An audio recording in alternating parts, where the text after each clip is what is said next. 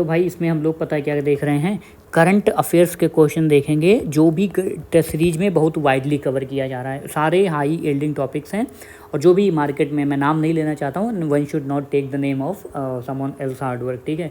लेकिन ये test series में टिट्टो क्वेश्चन है, अगर आप थोड़े भी अवेयर होंगे, देख रहे होंगे टेस्ट सीरीज, तो ऐसे ही क्वेश्चन पूछे गए हैं। हम 10 से 15 मिनट का वीडियो रहेगा, इसमें इंपॉर्टेंट 25-30 क्वेश्चन करंट अफेयर्स के देखेंगे टू दी पॉइंट, जो बहुत इंपॉर्टेंट है। जैसे पीवी सिंधु जी के बारे में एक क्वेश्चन पूछा जा रहा है बार बार, सारी टेस्ट सीरीज़ में इसको कवर किया जा रहा है, सारी मैगजीन में, कि इनको ब्रांड एम्बेसडर बनाया गया है टबैको कंट्रोल का, ठीक है, टबैको कंट्रोल के लिए, ठीक है, तम्बाकू के कंट्रोल के लिए इनको ministry of health and welfare, ठीक है। अब पीवी सिंधु है टबैको, तो ministry of health and welfare ने इनको मई 2024 में अपॉइंट किया था। तो मई के करंट अफेयर्स में तो वाइडली डिस्कस है, बट वैसे भी आपको पता होना चाहिए।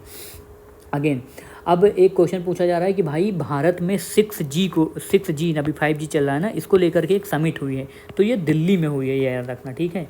6G को लेकर के एक समिट हुई है, मिनिस्ट्री ऑफ कम्युनिकेशन ने इसको लॉन्च कराया था। तो ये पूछ रहा है भाई कहाँ पे हुई, तो ऑब्वियसली ये कहाँ पे होगी बताओ, ये दिल्ली में होगी।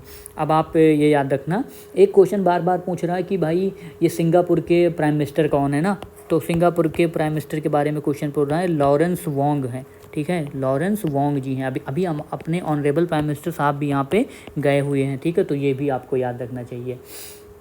इससे पहले ली हेसन लूंग थे, तो उनको जो है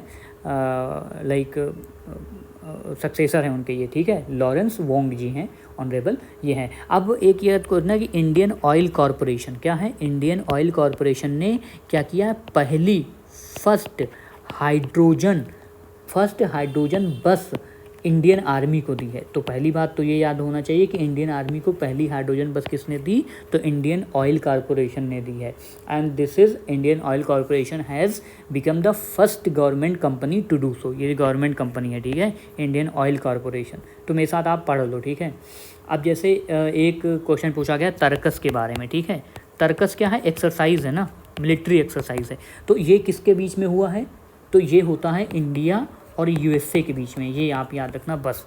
और कहाँ पे इसको ऑर्गेनाइज कराया गया, कई बार ये भी पूछा, तो तर्कस में, ये समझ लो तर्कस में कोलकाता, ठीक है, कोलकाता में तर्कस एक्सरसाइज हुई। विधूम ये मई में हुआ है, मई 2024 में, ठीक है, तो ये हुआ है विद यूएसए, राइट। चलो अगला क्वेश्चन हम लोग फटाफट देख लेते हैं कि शबाना आजमी जी के बारे में एक क्वेश्चन टेस्ट सीरीज में पूछ रहे हैं। इनको एक अवार्ड मिला है, ठीक है, like freedom of the city of London award, ठीक है, फ्रीडम से जुड़ी हैं, ठीक है, freedom of city of London award. तो लंदन में इनको ये अवार्ड दिया गया, लंदन शर्म कहीं दिख जाए तो शबाना आजमी जी को ये अवार्ड दिया गया, राइट। आप ये याद रखना। एक क्वेश्चन पूछा जा रहा है कि भाई जो TCS है ना, TCS ने अपना फर्स्ट ह्यूमन सेंट्रिक, क्या बोला, ह्यूमन सेंट्रिक, अब TCS है, इसने ह्यूमन सेंट्रिक AI सेंटर बनाया है। अब आप पूछोगे भाई कहाँ बनाया है, तो ये पेरिस में बनाया है, ठीक है, तो ये याद रखना, ठीक है। ऋषि सुनक जी पे मत चले जाना, ठीक है, कि विप्रो मार के चले आओ। TCS है पेरिस, ठीक है, तो जो है लाइक पेरिस में स्थापना हुई है। AI ह्यूमन सेंट्रिक AI है, TCS ने बनाया, ठीक है। और ये याद रखना, वर्ल्ड फुटबॉल डे कब मनाया जाता है, ठीक है। ये जनरली मोस्टली मई के करंट अफेयर्स से हैं, क्योंकि ये टेस्ट सीरीज में वैसे है ना। तो ऐसा यूनाइटेड नेशन जनरल असेंबली ने बोला है कि 25 मई को, ठीक है, 25 मई को हम क्या मनाएंगे, वर्ल्ड फुटबॉल डे मनाएंगे। चलो आगे बढ़ो, अगला क्वेश्चन देख लेना कि एक डे है जो 22 मई को मनाया जाता है, काफ़ी इंपॉर्टेंट डे है ये। 22 मई को मनाया जाता है international day of biodiversity, international day of biodiversity.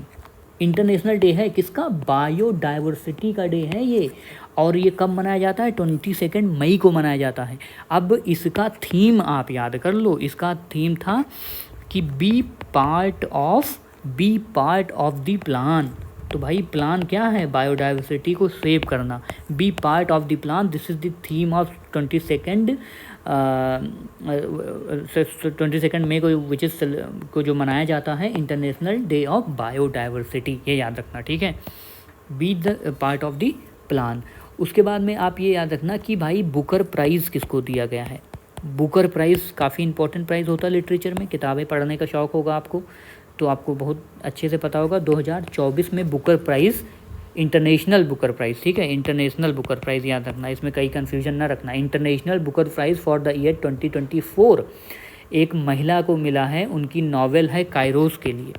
तो पहले बात तो किताब भी याद रखो कि काइरोस है, ठीक है। काइरोस इज़ जो है बर्लिन वॉल। अब इसके बारे में पूछ लें, जो बर्लिन की वॉल थी ना, जो 19 कोल्ड वॉर में पढ़े होगे एनसीईआरटी में ना, 1989 में जो फॉल होती है, तो काइरोस उसी के बारे में किताब है, बर्लिन वॉल। अब इसके ऑथर कौन है, उनका नाम तो पता होना चाहिए। नाम है जेनी अर्नपेंकबैक, ठीक है। थोड़ा प्रोनाउंसिएशन में I am very sorry about it, but ये चूँकि इंटरनेशनल बुकर प्राइज़ है तो इनका नाम आप याद रख सकते हो। इनका नाम है जेनी करके, ठीक है। जेनी नाम भी आप याद रख सकते हो। उसके बाद में अर्नपेंकबैक, ठीक है, अर्नपेंकबैक, तो आप ये याद रखना, ठीक है, जेनी अर्नपेंकबैक, ठीक है। तो I am sorry if pronunciation is not, but हाँ, इनका काइरोस याद रखना और फॉल ऑफ बर्लिन वॉल्स उसकी थीम है, उस बारे में किताब है, ठीक है। बर्लिन वॉल के अराउंड कोल्ड वॉर जैसे डिसमेंटल होता है, अबाउट दैट। जर्मनी ने क्या किया है ना, जर्मनी ने अभी कैंडल वैक्स ना, कई बार क्वेश्चन पूछ रहा है कि ना किस देश ने जो है मोमबत्ती कैंडल वैक्स के फ्यूल से कोई रॉकेट उड़ाया, तो वो जर्मनी ने किया है। कैंडल वैक्स नहीं, कैंडल नहीं होती मोमबत्ती, तो उसमें भी ईंधन होता है एक तरह से, तो वहाँ से जर्मनी ने क्या किया है, एक जो है रॉकेट यूज़ किया है, ठीक है। रॉकेट में इतना फ्यूल यूज़ होता था, अभी आप पढ़ोगे साइंस एंड टेक्नोलॉजी डिटेल में, तो उसमें रॉकेट के फ्यूल पढ़ाए जाते हैं, ठीक है, cryogenic engine and so many things. But इसमें याद रखना कि कैंडल वैक्स का फ्यूल के एज अ फ्यूल, एक्चुअली इसमें भी ऑक्सीडाइज़र ही होता है, ऑक्सीडाइजिंग एजेंट टाइप का, ठीक है, ऑक्सीडाइज़र भी साथ में यूज़ होता है। तो ये आप याद रखना कि जर्मनी ने इसको यूज किया है, ठीक है। तो इतने हैं current affairs. And one more question हम आपसे डिस्कस कर रहे हैं, और ये क्वेश्चन है about first three D printed semi cryogenic engine, ठीक है। सेमी क्रायोजेनिक इंजन क्या है, 3D semi cryogenic engine rocket जो अभी लॉन्च हुआ है वो 3D प्रिंटेड है। इसका नाम क्या है, कई बार क्वेश्चन में पूछा जा रहा है, वो है अग्निबाण। तो ये याद रखना, अग्निबाण क्या है, पहला है क्या है, 3D printed semi cryogenic rocket है, ये भी याद रखना। सॉफ्टवेयर नहीं है, ये रॉकेट है, ठीक है। आपको ऐसे भी पूछा जा सकता है कि व्हीकल है या क्या है, बट दिस इज़।